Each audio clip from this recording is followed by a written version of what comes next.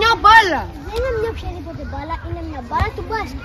Ρε παιδιά, ξέρουμε τίποτα για αυτή την πορτοκαλί μπάλα? Μπορεί να μην ξέρουμε κάτι για αυτή την πορτοκαλί μπάλα, αλλά ξέρω για έναν άνθρωπο που άλλαξε το ελληνικό μπάσκετ. Τι κάνεις? Ελάτε να καθίσουμε όλοι μαζί.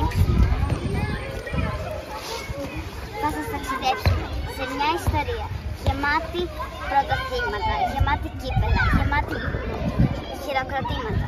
Μια ιστορία γεμάτη Ελλάδα.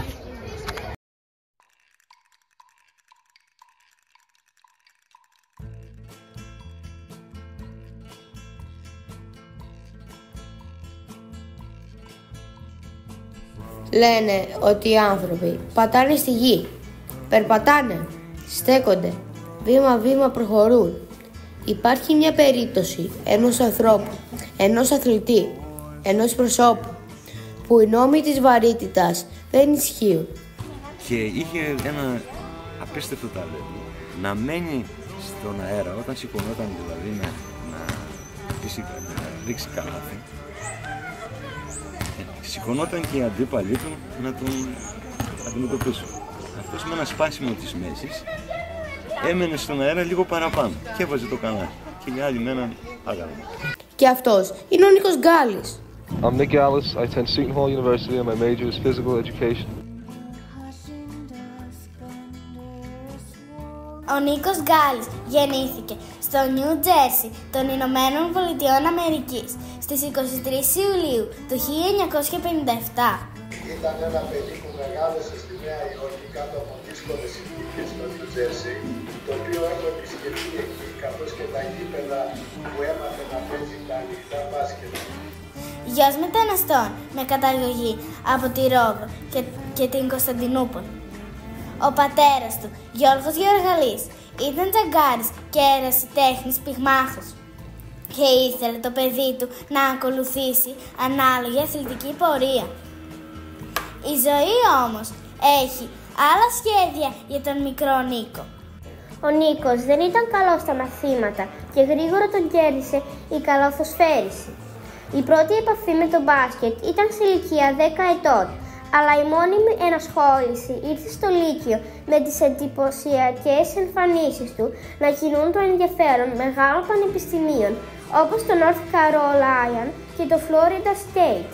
Η αφοσίωσή του στην προπόνηση ήταν παρημιώδης. Ήθελε, σχεδόν απαιτούσε από τον εαυτό του να γίνει καλύτερος και σε κάθε αγώνα να εμφανίζεται βελτιωμένος στο άθλημα που επέλεξε.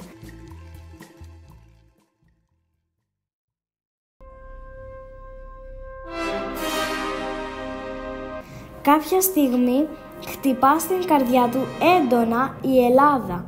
Το καλοκαίρι του 1979 μπορεί να μην εκπληρώθηκε η μεγάλη του επαγγελματική φιλοδοξία να παίξει στο NBA, αλλά από την απόφασή του να συνεχίσει την καριέρα του στην Ελλάδα κέρδισαν οι Έλληνες και η Ελλάδα. Κέρδισαν πολλά, πάρα πολλά μέσα από τον Νίκο Γκάλη. Και ένα άθλημα το οποίο στην Ελλάδα δεν ήταν σε προτεραιότητα έγινε άθλημα όλων των Ελλήνων, μπήκε σε σπίτια όλων των Ελλήνων. Είναι ένας άνθρωπος ο οποίος έφερε στην Ελλάδα τον επαγγελματισμό, είναι ο κορυφαίος Έλληνας καλαθοσφαιριστής όλων των εποχών. Ο Άρης γιγαντώθηκε με αυτόν, το ελληνικό μπάσκετ γιγαντώθηκε με αυτόν, μαζί με άλλους πολύ σπουδαίους αθλητές. Και ο Γκάλης φτάνει στην Ελλάδα, συγκεκριμένα στη Θεσσαλονίκη. Αγωνιστήκαμε κάτω από με τις ίδιες πανέλες, κάτω από δύσκολες συνθήκες και καταφέραμε και πετύχαμε πολύ καλά αυτό το μήνυμα. Και με τον Άρη Θεσσαλονίκης κατακτά πρωταθλήματα, κύπελα, μέγιστη δόξα σε πανελλήνιο, πανευρωπαϊκό και παγκόσμιο επίπεδο. Το μπάσκετ ήρθε για τα καλά στην Ελλάδα. Ο Γκάλης παραμένει ασταμάτητος και έρχεται το ένα ρεκόρ μετά το άλλο. Ο άνθρωπος Νίκος Γκάλης αλλάζει για πάντα την ιστορία στο ελληνικό μπάσκετ, με το άθλημα στη χώρα μας να γνωρίζει τεράστιες επιτυχίες. Είναι τώρα το τρόπαιο στον Γκάλη.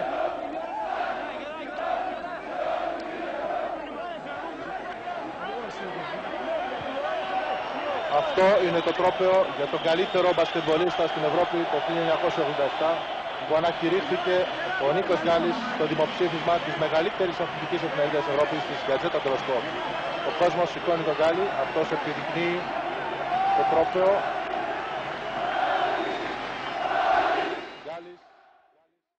Νόμιζα ότι ήρθε κάποιος εξωγήινος, μέσα σε γήινους.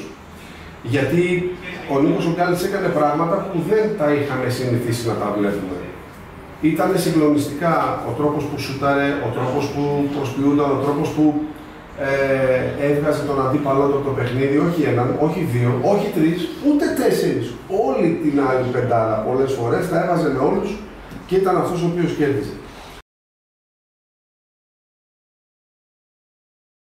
Το 1987 είναι χρονολογία ορόσημο.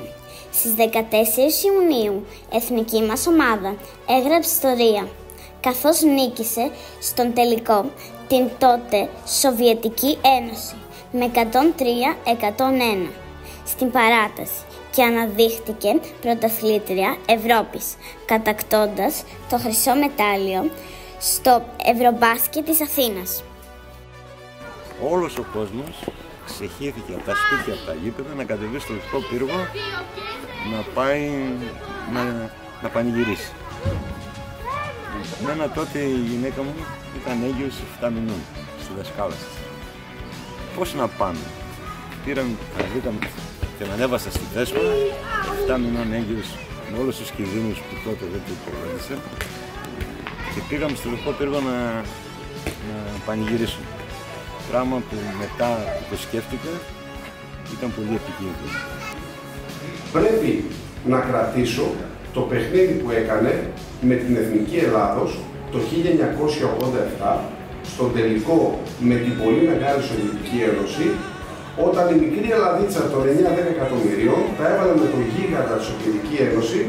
Ο Γκάλης είχε κάνει ένα τρομακτικό παιχνίδι με το πολύ γνωστό του σπάσιμο που έμεινε στην ιστορία εκεί ανάμεσα σε ολόκληρη την ομάδα των Σοβιετικών.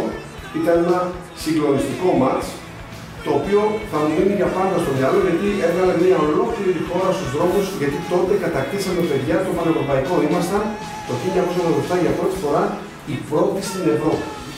Ο θρίαμβος αυτός που εξύψωσε ολόκληρη τη χώρα σε πολλαπλά επίπεδα δεν είχε έρθει τυχαία και είχε και συνέχεια.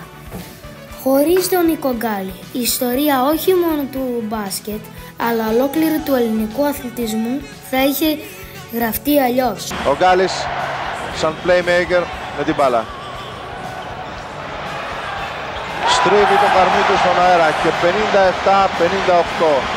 Βλέπω ότι δίπλα οι ξένοι σχολιαστές έχουν μείνει εκστατικοί από ορισμένες από αυτή την προσπάθεια του Νίκου Γκάλη. Ο Νίκος Γκάλης μπορεί να δυνάμωσε, να γιγάντωσε τον Άρη Θεσσαλονίκης, αλλά έδωσε νέα πνοή και όθηση και στον Παναθηναϊκό, όταν αποκτήθηκε από την ομάδα του Τριφυλιού το 1992.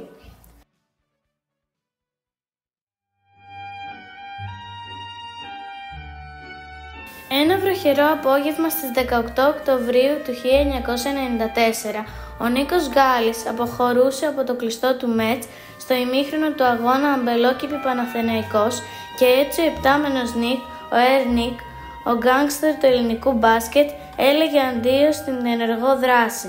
Ο άνθρωπος που έβαλε την πορτοκαλί θεά στα σπίτια όλων των Ελλήνων, πλέον έλεγε το μεγάλο αντίο στο ταμπλό και στο καλάθι.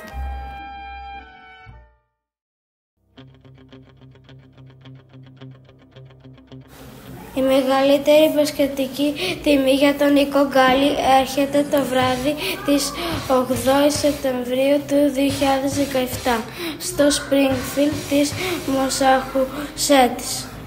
Ο Νίκος Γκάλης εισήχθη στο Memorial Hall of Fame του Μουσείου Ιστορίας, που από το 1959 αποτελεί την πιο πλήρη βιβλιοθήκη του μπάσκετ. Ο Γκάλης έγινε ο πρώτος και μοναδικός Έλληνας που φοράει αυτό το παράσημο.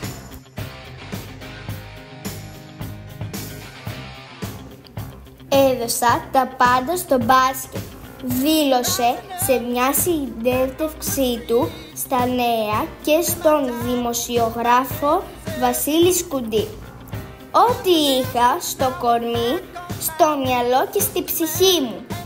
Αν ο Νίκος Γκάλης δεν ερχόταν στην Ελλάδα και έπαιζε στο NBA, θα ασκούσε τέτοια επιρροή, θα έκανε τη διαφορά, θα γινόταν αυτός που έγινε?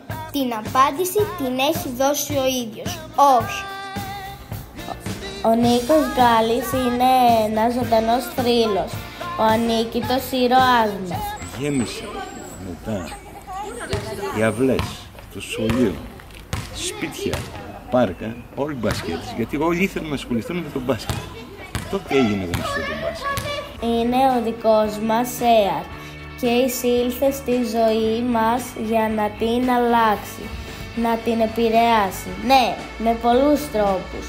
Όταν πρώτο ήρθε στη Θεσσαλονίκη, βγήκε στο μπαλκόνι του ξενοδοχείου και είπε «Εγώ θα κατακτήσω αυτή τη πόλη και αυτή τη χώρα».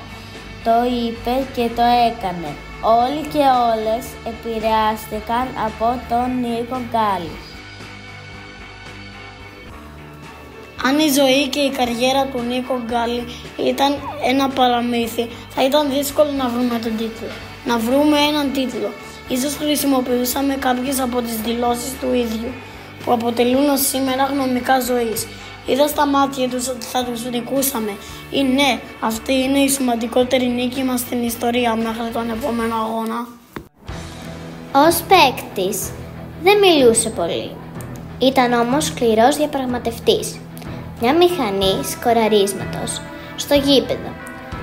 Έμεινε στη Θεσσαλονίκη και μετά το τέλος της καριέρας του. As soon as I landed in Greece, I fell in love with the country and with my people. Όσοι ήταν αρκετά τυχεροί να τον παρακολουθήσουν να παίζει, μπορούν να πούν στους νέους ότι κάποτε υπήρχε ένα super scorer, όπως λίγοι με το όνομα Νίκος Γκάλης.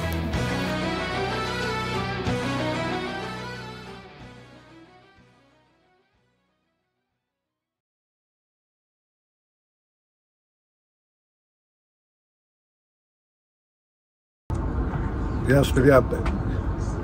Στην πρώτη ερώτησή σας, το μεγαλύτερο κατόρθωμα για μένα προσωπικά είναι η αγάπη του κόσμου που έχει προς το πρόσωπό μου. Χαίρομαι πάρα πολύ που βοήθησα και εγώ τα νέα παιδιά να μπορούν να ασχολούνται και με το μπάσκετ και με τον αθλητισμό γενικότερα.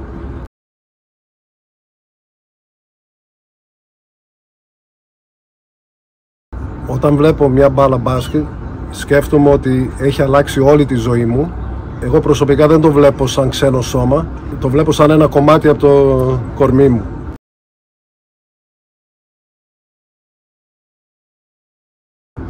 Σας εύχομαι πάντα επιτυχία και σας εύχομαι πάντα να ασχολείστε με δημιουργικά πράγματα.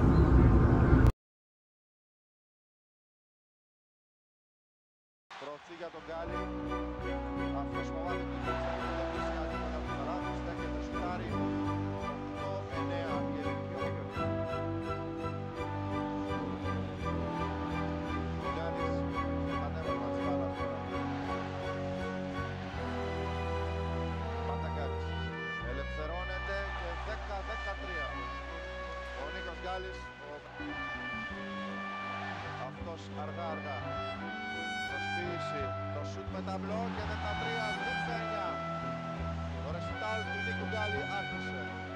Ο Γκάλης πασάρει στο ταμπούρι και αυτός πολύ ωραία με το 10 η Ελλάδα.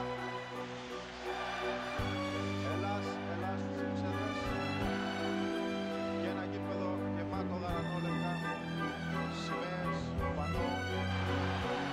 Φεύγει ο Γκάλης στο Ολυμπιακό.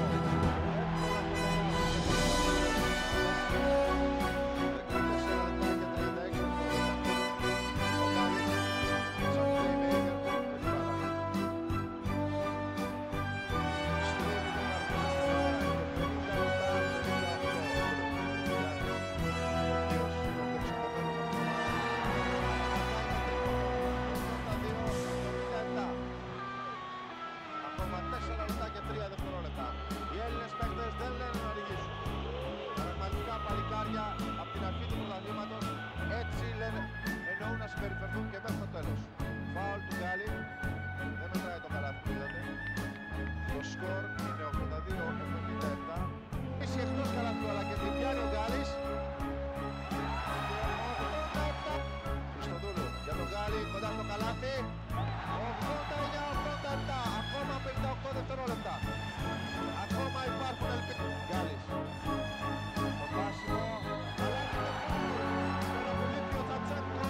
Ο Γκάλης έχει ελεύθερο δρόμο μπροστά του.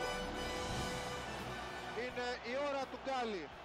89, 91 και μία βολή για τον Νίκο Γκάλι. Ξαναβλέπουμε εδώ.